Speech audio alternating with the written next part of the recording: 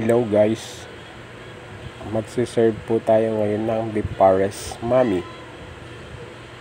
Hindi siya overload, beef pares lang siya na may mami,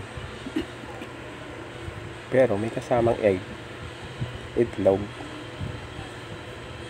Ayan po yung beef pares mami, kasi walang beef pares daddy, kaya beef pares mami na lang. Okay ba?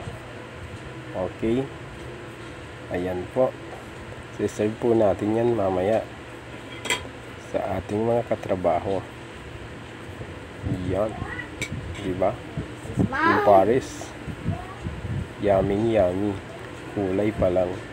Yan, nilagyan natin ng sabaw, meron na siyang soup, may kapares pa siyang garlic rice, sinangag na kanin.